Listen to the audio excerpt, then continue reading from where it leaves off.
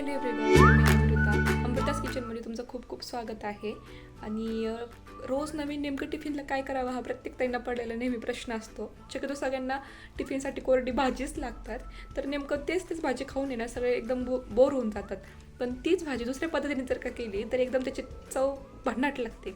तर आज होती भेंडीची भाजी. म्हणलं आता तीच भेंडी करून पण खूप बोर झालं होतं आणि आम्ही पण खूप बोर झालो होतो ती रेसिपी खाऊन. म्हणलं चला भेंडीचीच भाजी पण थोडीशी वेगळ्या पद्धतीने करूया. तर मग म्हणलं चला भरलेली भेंडी करूया आपण. आणि ती पण एकदम मस्त झाली होती. तर चला मी ती रेसिपी तुमच्यासाठी शेअर करते. तर रेसिपी आवडली तर सबस्क्राईब करायला विसरू नका. So thank you. व्हिडिओ कंटिन्यू करा. तर सगळ्यात आधी मी भेंडी सगळी स्वच्छ धुवून मस्त कोरडी करून घेतली. कोरडी केल्यानंतर ती अशी एकदम लांब आकाराने चिरून घेतली.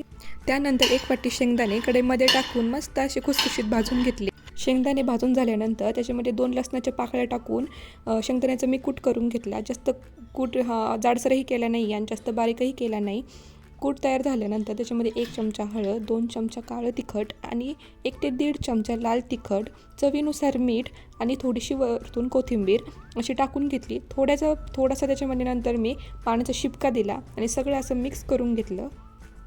तर अशाच प्रकारे चिरलेली भेंडी आणि कुटाचं सारण रेडी झालं होतं.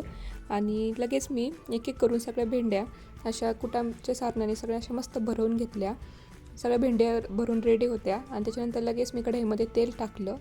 तेल टाकल्यानंतर त्याच्यामध्ये मी 1 ते 2 चमचा मोहरी टाकली. छोटा चमचा मोहरी तडतडली मस्त. आणि मोहरी तडतडल्यानंतर त्याच्यामध्ये मी सगळ्या भेंड्या टाकून दिल्या आणि मस्त अशा हलक्या हाताने परतून घेतल्या. जास्त जोरात हलवायच्या नाही आहे, एकदम हलक्या हाताने हलवायच्या. कारण जास्त जोरात हलवल्या तर मग त्याच्यामध्ये सगळं सारण ते बाहेर येऊन जातं. आणि एक 10 ते 15 मिनटं बारीक गॅसवर भेंडी मस्त परतून दिली. वाफेमध्ये मस्त भेंडी परतलेली रेडी झाली होती. आणि त्याच्यामध्ये आणखी थोडीशी वरतून मी कोथिंबीर टाकली. आणि अशा प्रकारे आपली भरलेली भेंडीची भाजी पूर्णपणे तयार झाली.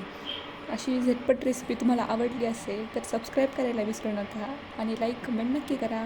थँक्यू.